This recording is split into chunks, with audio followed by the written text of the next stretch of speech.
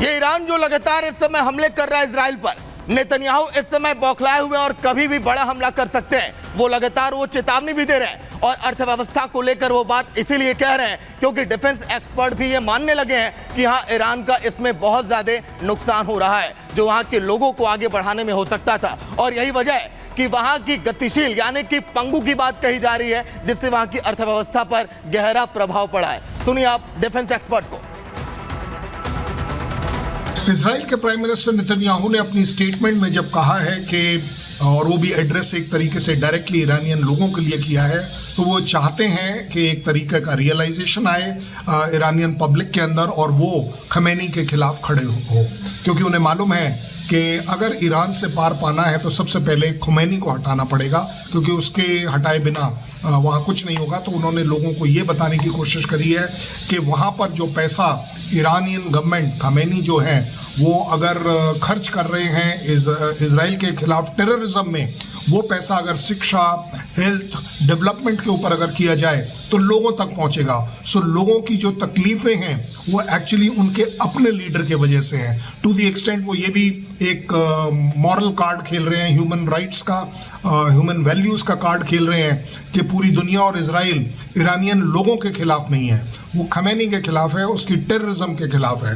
साथ ही साथ वो ये भी दिखाने की कोशिश कर रहे हैं कि अगर पब्लिक खड़ी नहीं हुई तो उसके अंजाम उन्हीं के ऊपर आएंगे। जो लॉसेस हैं वो पब्लिक के लॉसेस होंगे, खमेनी के लॉसेस नहीं होंगे।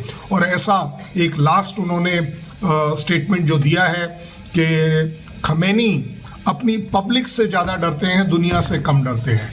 दैट अमाउंट्स टू कि नेतन्याहू उस पब्लिक को इंसाइट कर रहे हैं कि आप में वो पावर है, आप उस पावर को यूज़ करिए और खमेनी को हटाइए।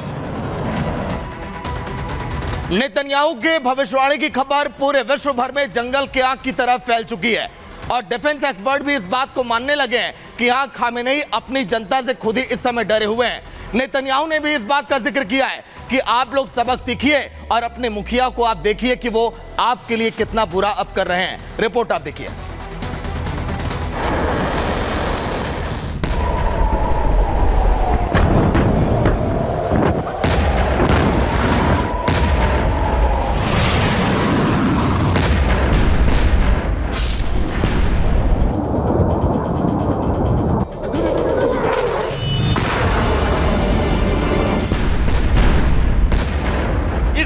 और ईरान के बीच तनाव चरम पर है। ईरान और इजराइल पिछले महीने में एक दूसरे पर भीषण मिसाइल हमले भी कर चुके हैं और अब एक बार फिर ईरान और इजराइल एक दूसरे पर हमला करने के लिए तैयार बैठे हैं।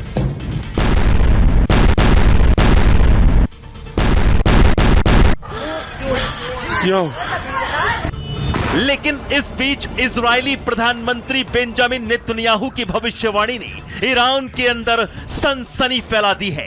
इजरायली प्रधानमंत्री नेतन्याहू ने ईरान की जनता को संबोधित करते हुए वीडियो जारी कर दिया। नेतन्याहू ने ईरान के खामनेई शासन को क्रूर, निर्दयी करार दिया है। खामनेई शासन को तेहरान का अत्याचारी बताया है। इजरायली प्रधानमंत्री नेतन्याहू ने साफ कह दिया कि अगर ईरान इजराइल पर अगला हमला करता है तो ईरान खुद ही अपनी बर्बादी की कहानी लिख लेगा, क्योंकि इजराइल पर अगले हमले से ईरान की अर्थव्यवस्था बिल्कुल तबाह हो जाएगी। Another attack on Israel would simply cripple Iran's economy. इधर इजरायली प्रधानमंत्री नेतन्याहू ने ईरानी जनता को खामनेई शासन के खतरनाक इरादों से अलर्ट कर दिया। नेतन्याहू ने कहा कि अगर ईरानी सरकार इजराइल के साथ युद्ध की जगह शिक्षा, स्वास्थ्य और बुनियादी ढांचे पर खर्च किया जाता तो ईरानियों की जिंदगी बदल जाती, लेकिन इसकी जगह खामनेई ने शासन की क्रूरता दिखाई और दुनिया को आपके देश के खिलाफ कर दिया। नेतन्याहू ने कहा कि ईरान में खामनेई की सरकार इजराइल से ज्यादा अपने नागरिकों से डरती है।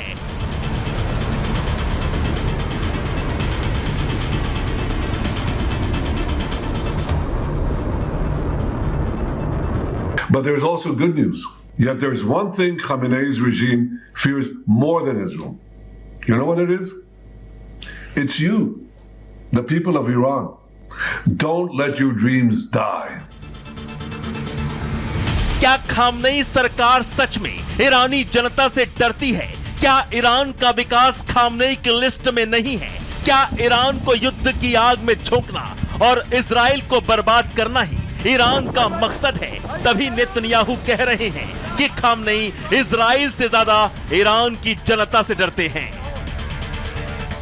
वो ये जब बताते हैं तो इसके दो मतलब निकाले जाते हैं। एक, पब्लिक को उन्हीं के खमेनी के खिलाफ खड़ा करना और फ्यूल अप करना, और दूसरा एक तरीके की वार्निंग देना, एक तरीके का दबाव क्रिएट करना, खौफ क्रिएट करना कि उनकी जो सिचुएशन है ईरानियन लोगों की, वो उनके अपने लीडर की वजह से है।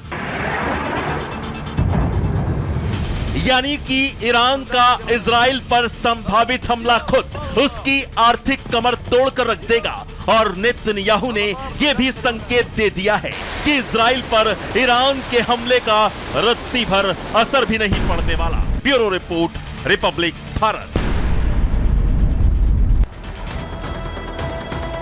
वहीं ईरान इस समय इजराइल की भविष्यवाणी को झूठा साबित करने के लिए लगातार अपनी ताकत में इजाफा कर रहा है, क्योंकि ईरान को रूस से जो मिसाइल मिली है उसके बाद उसके हौसले अब लगातार बुलंद होते जा रहे हैं। ईरान को रूस से इस्कंदर मिसाइल मिली है। इस्कंदर मिसाइल की मारक क्षमता बहुत ही अचूक ये मिसाइल, और इसीलिए अब ईरान ये कह रहा है कि इजराइल पर इससे अगर हम हमला किए तो इजराइल का बहुत ज्यादा नुकसान होगा। नेतन्याहू को इस समय कड़ी चुनौती ईरान इस मिसाइल को पाने के बाद अब दे रहा है।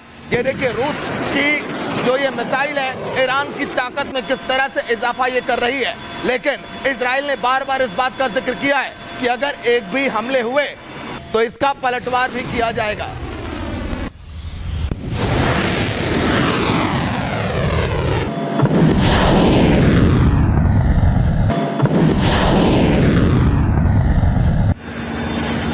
ईरान ने देखिए रूस के इस्कंदर मिसाइल ये कहर बरपाने के लिए तैयार है, ऐसा इराक को उम्मीद है जब इजराइल की तरफ इस मिसाइल को भेजेगा ईरान। लेकिन इस उम्मीदों पर पानी फेरने के लिए नेतन्याहू पूरी तरह से तैयार है।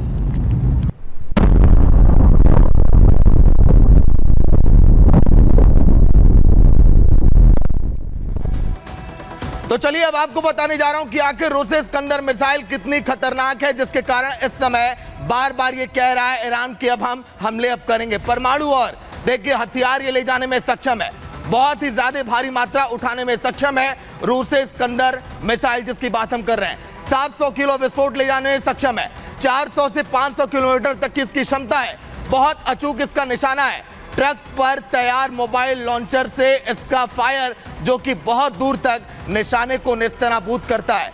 एयर डिफेंस को चकमा देने में पूरी तरह से माहिर है, क्योंकि एयर डिफेंस ने कई सारी मिसाइलों को ध्वस्त किया है। वहीं मैक 5.9 की रफ्तार से उड़ान भरने की क्षमता है, हवा में बहुत तेज इसकी रफ्तार है। 2 सॉलिड प्रॉम्प्टेड सिंगल स्टेज ये रॉकेट है और इसको सन 2006 में रूस को सौंपा गया था। उड़ान के दौरान मिसाइल पर कंट्रोल पूरी तरह से रहेगा। अपने दुश्मनों पर अचूक निशाना लगाने की इस मिसाइल की ताकत है। मिसाइल में अलग ना होने वाला वॉरहेड भी लगा हुआ है। पीछा करते हुए टारगेट पर ये कैसे अटैक करेगा रूस इस बात को बखूबी जानता है। इसीलिए लगातार खामेनेई इस बात का जिक्र कर रहे हैं कि इस मिसाइल के आने के बाद अब हमारी शक्ति और भी ज्यादा बढ़ चुकी है। अमेरिकी पैट्रियट सिस्टम भी ये तबाह कर दिया था। जब रूस और यूक्रेन में जंग जब चल रही थी लगातार, तो उस समय इस मिसाइल ने अपनी ताकत को दिखाया था, और यही वजह है कि अब बार बार खामेनेई कह रहे हैं कि इस मिसाइल के आने के बाद हमले तेज अब करेंगे।